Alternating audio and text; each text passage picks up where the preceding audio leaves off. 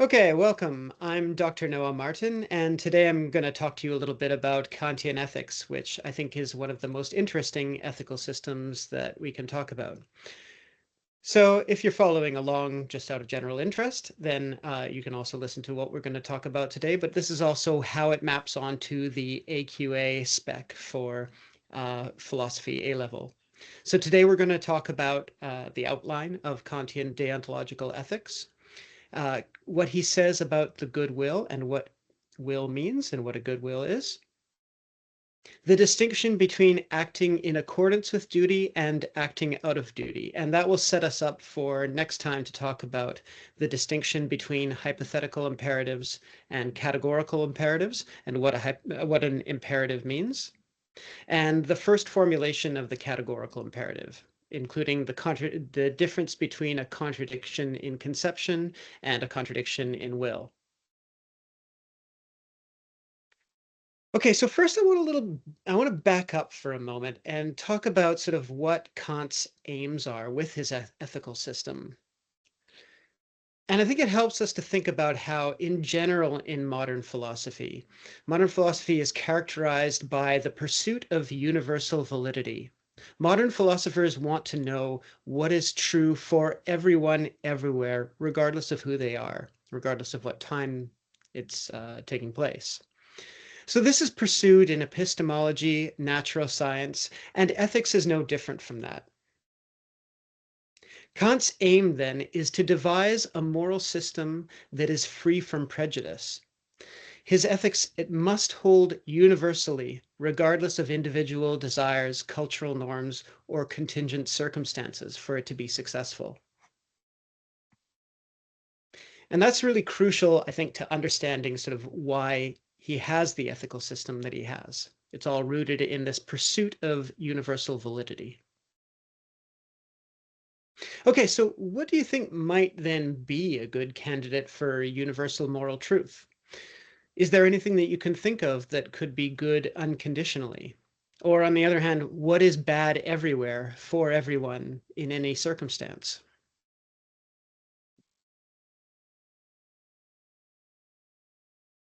That's a tough one. It is a tough one. Yeah. Hmm. Hmm. Because my first thought was to go straight to the bad everywhere and say that death is bad, but it's not actually always bad. Say if you're really sick, maybe that's actually the next thing that you want. Um, Hmm. for people, maybe it's being able to the old pursuit of happiness thing. Pursuit of happiness. Yeah. And a Kant is going to have something to say explicitly about happiness as a potential candidate for the good. But yeah, I think you're right to point out that it's quite hard for us to land on something that we would say is universally good or bad for everyone in every circumstance. So we could take sort of classic candidates from sort of the Ten Commandments, for example, and say maybe killing is bad everywhere. Um, well, what about in self-defense? What about if you're in the military? Then those codes of conduct, those ethical codes might vary. And maybe they'd be wrong. We might want to say they're wrong in some circumstances, that some cultures or some subcultures, like the military, might have it wrong. But the question is, how can we say that? What would be our basis for saying that they're wrong and we're right when we disagree with somebody about what we might say is a moral universal? Yeah. Yeah, but happiness would be a good candidate, and we'll kind of come back to that in a moment. Yeah, but before I carry on, I think like just it's to underscore that that is exactly the difficulty that Kant is driving at, is how can we find something that is universally valid? It's not such an easy question. So Kant's answer to this question then is a goodwill. He says in his Groundwork for the Metaphysics of Morals, which was published in 1785, that it is impossible to conceive anything at all in the world, or even out of it, which can be taken as good without qualification, except a good will. And he considers a lot of other contenders for what might be an a pure good, what might be a universal good. He considers things like fortune or wit, courage, power, and happiness, but he says that none of these are good on their own. Each of them must be combined with a goodwill for it to be good. So without being combined with a goodwill, for example, fortune turns into waste and dissipation. Certainly nothing that we see in the world today. There's definitely no way that the rich are wasteful and dissipating their own sort of virtues in pursuit of luxury. No, it is. He's onto something here. It's something timeless.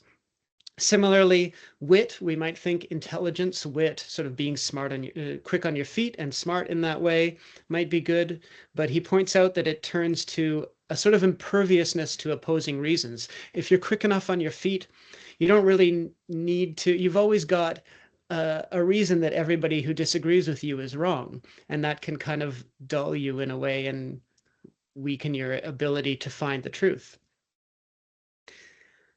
I won't spend any time on courage and power, but I want to spend a little bit more time on happiness, which he says turns into self-satisfaction, but I think it's more than that as well. So why isn't happiness good in itself? It seems to be a strong contender, as you pointed out, and it was proposed around the same time as a candidate for the good by Jeremy Bentham, founder of utilitarianism, and it's the foundation for utilitarianism, which claims that, as a matter of fact, humans do everything they do in pursuit of pleasure and avoidance of pain. But Kant argued that there's nothing good about the happiness of another person unless they have a good will. So he says, a rational, impartial spectator can never take satisfaction, even in the sight of the uninterrupted welfare of a being, if it is adorned with no trait of a pure and good will. Okay, so basically what he means is that from an impartial perspective, the happiness of one being is only good if that being has a good will. So there's nothing good about a happy Harvey Weinstein, for example, to sort of drive the point home. If we can imagine somebody who's quite sort of corrupt and wicked in themselves, them being happy, there's nothing really good about that. And that's one reason why we wouldn't think that happiness is itself the pure good that we're looking for, the thing that's good universally for everyone at any time in every circumstance. Okay, so I could, though, be satisfied with my own happiness, though, whether I have a good will or not, whether I'm wicked and sort of do all kinds of nasty things. I probably want myself to be happy. But the thing is, that hasn't really gotten us to morality.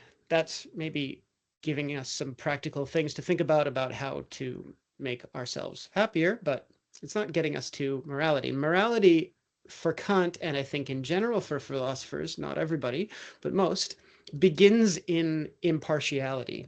It begins when we consider each other as morally equivalent, and when we stop making exceptions for ourselves. And instead, we think about our actions as not exceptional, but as sort of anything that is a good thing for me to do would be a good thing for anybody else to do, and vice versa.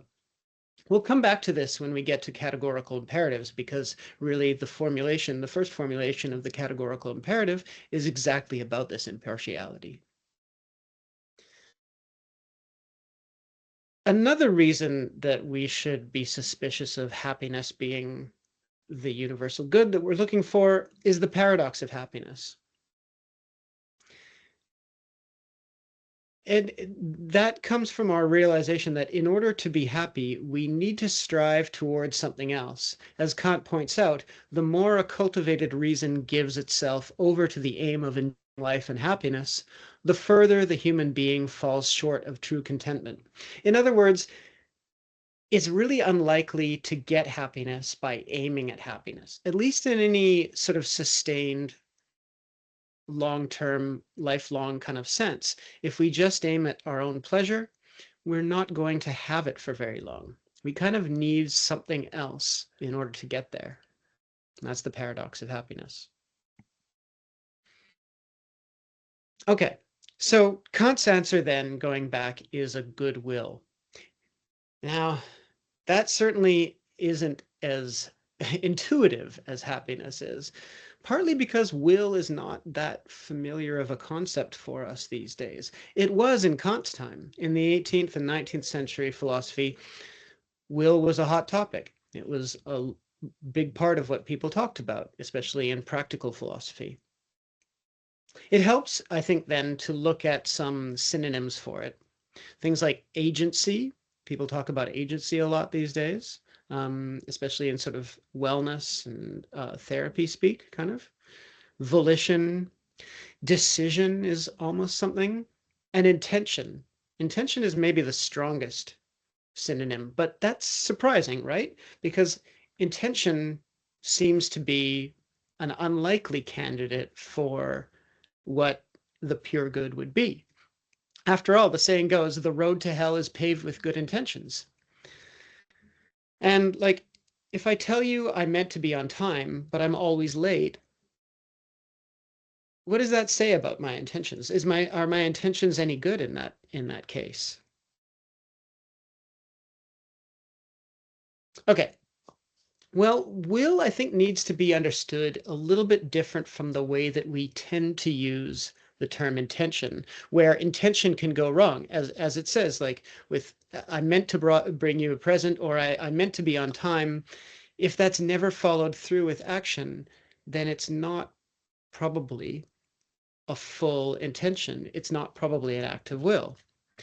So let's make a little experiment and think about like what is will, because will is more than just an empty intention. It is the manifestation of intention in action, because after all, and even though Kant's philosophy is often described as not a consequentialism, it's not completely divorced from action. It's not just about pure intentions without any manifestation of them. Okay, so let's do a little experiment. Very quick one. Will your arm to raise? All right, you've done it. Very good. Okay, now let's do something a little bit different. Now will your arm to raise without raising your arm?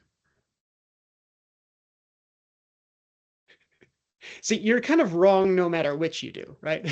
Or you're kind of right no matter which you do. I've basically gotten you to do a kind of paradox, and you can see from that how will is both it's intimately tied up with both action and with intention. It is both of those at the same time. You can't will your arm to raise without raising your arm, and you can't raise your arm without willing your arm to raise. So that's what we're talking about when we talk about will, is we're talking about the pure combination of intention and action. So a real intention is one that is actually followed through on. It's not what the road to hell is paved with. It's something that's actually followed through on, not something merely considered and abandoned when we say that something like, I meant to be on time, or I meant to get you something for your birthday. Well, if you'd really meant to, you probably would have done it. Now, there might be some exceptions here, and this is where will gets a little bit complicated. Are there things that we do without willing them sometime, or things we will without doing them? What do you think? I think there definitely are. I think sometimes we intend to do one thing and accidentally do another. Mm, for And example? um, for example, a friend asks for advice, and we think we're giving them good advice, but actually we just make them more upset about whatever they were upset about, so because we didn't think about what they were really needing from us, we just sort of threw out what we had in our brain. So we maybe meant to help them, but we didn't give it enough thought before we tried to help. Right. Yeah, I think like sort of the sort of gap between your intentions and your abilities can be one way in which will isn't completely followed through to its consequences. Yeah. A simpler example might be that like we might occasionally fail to be on time, even though we do will to be on time because something else gets in the way. We might get in a car accident, or the tube might be delayed, or something like that. Yeah. Yeah, that Hmm. is more simple. But no, but that's exactly it, and I think that's why Kant's philosophy is not considered a consequentialism, even though I think consequences aren't completely irrelevant to it, but because the downstream effects of your consequences certainly aren't considered, and the ability your the ability, I think, of your ability to actually affect what you mean to through your actions is a gray area. Sometimes I think it does come under the remit of will. Like if you consistently sort of fail to help your friends because you're always sort of problem solving when they just need a shoulder to cry on or something like that, maybe you don't have the best will there. But if occasionally it goes south and like, you kind of overstep or just stress them out more, that's the kind of thing that just happens. And we can't really be held responsible for that. So it takes some judgment, I think, to carve that line between intention and consequences for Kant. Yeah. Any other thoughts on that? I think it takes me to what I'm suspecting your next step will be is how do we distinguish? Because I get the will part. I buy Mhm. that argument about the will and the intention, but how do we know if it's good? Right. How do we know if it's good? Yeah. We'll get to that. That'll be part of next time, actually, when we actually get Okay. into the That's content a of it. good So part this of is kind of setting it. up like the sort of theoretical foundations of it, but it's only when we get into the sort of formal content of it and the categorical imperatives. But first, I want to talk a little bit about, yeah, what is a goodwill, but in a slightly different way. Sort of what are the formal foundations for it?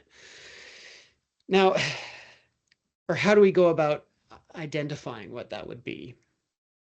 Because a goodwill, Kant says, is one that acts out of duty. Okay, so a goodwill is one that does what one should. Duty is, it's a very sort of like dry, almost kind of like very Germanic kind of term for what we would base our philosophy on, or our moral philosophy on. But think of it just as sort of like doing what you ought, doing what you should do.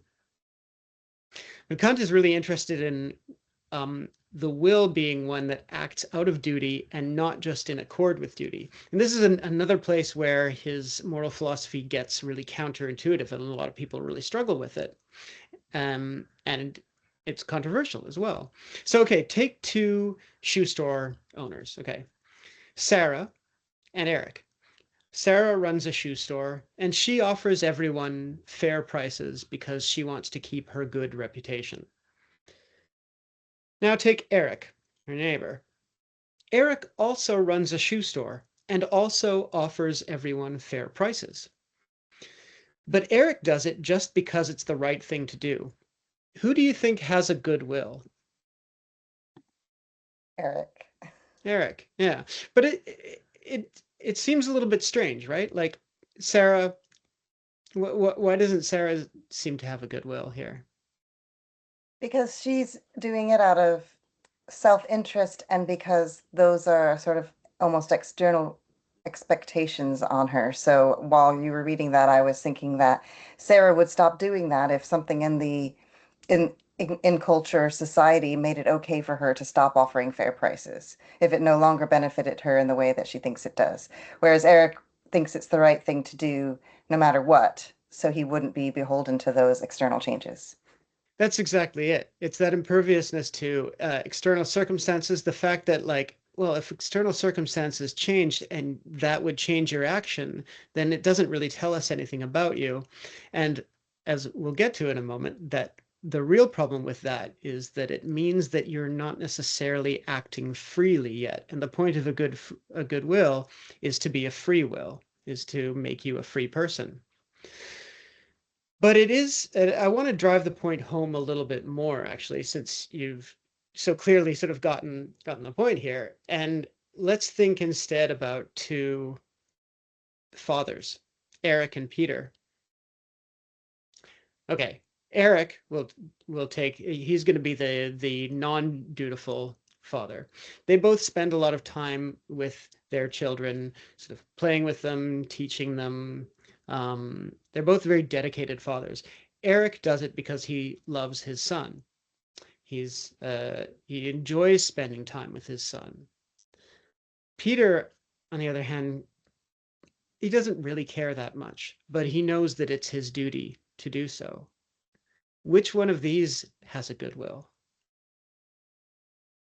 That one is a little bit more complex, I think, Mm. because if you then compared either of those fathers to one that didn't do the duty, you'd think Mm. that was the worst one. You'd actually, Yeah, and you'd be right yeah. for Kant. Yeah.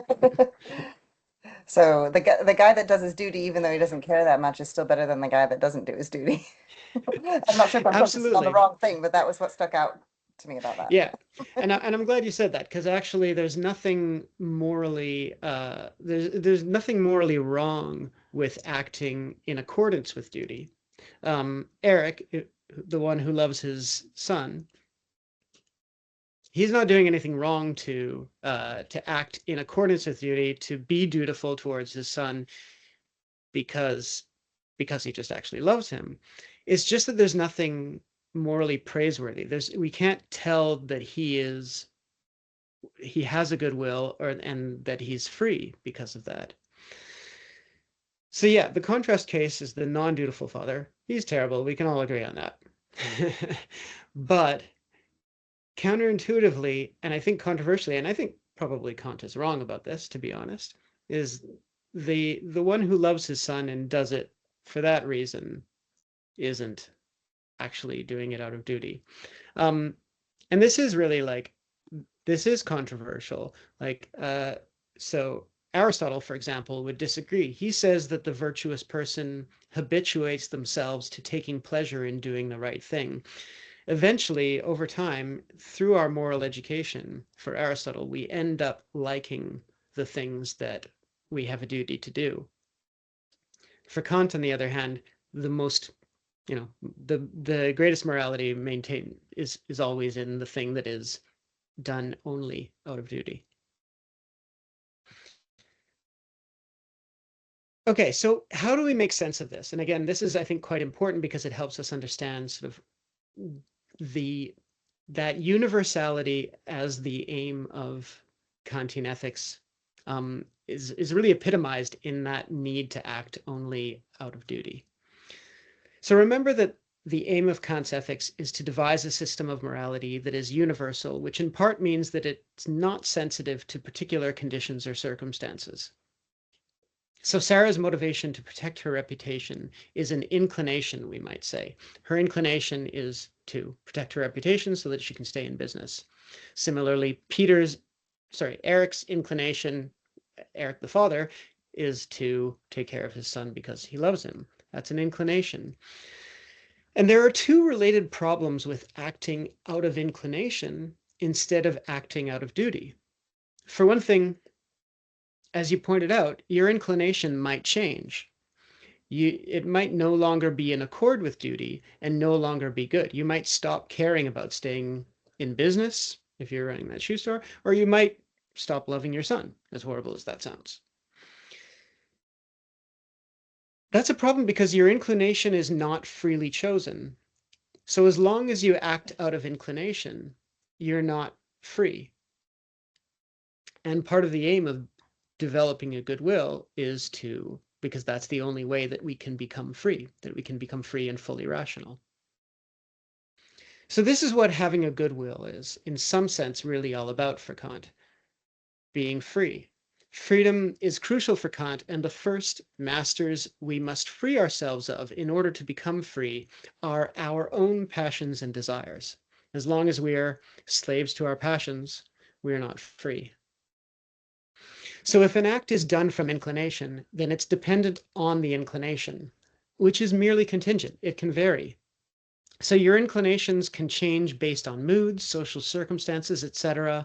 They're not a secure basis for action. It's only in acting from duty that the act is impervious to any variation.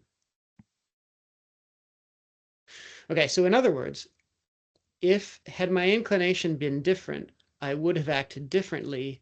Then I have not acted from duty, and I have not acted freely. I've merely followed whatever my inclinations happen to be. And this is what to have a good will is. It's to have a will that is concerned not with whatever variations of self-interest and inclination belong to you as an individual, but to consider the dictates of the universal moral law above all. Okay, so now let's do a little exercise and write down a recent situation where you strongly felt like doing one thing, but suspected another action was the right thing to do. So, for example, you might think about ignoring versus helping someone that was inconvenient, or being honest versus avoiding awkward consequences. Okay, so that's an exercise for you to do on your own time. Since this is a little video, I'll just go on to recap that in this session, we looked at Kant's efforts to derive a universal moral theory and explained why a good will is the only pure good, according to Kant. So next time, we will talk about the actual content of the universal moral law, the categorical imperative. Okay, thank you very much. Right. Thank you. Oh, okay, a little bit longer than expected, but that's good.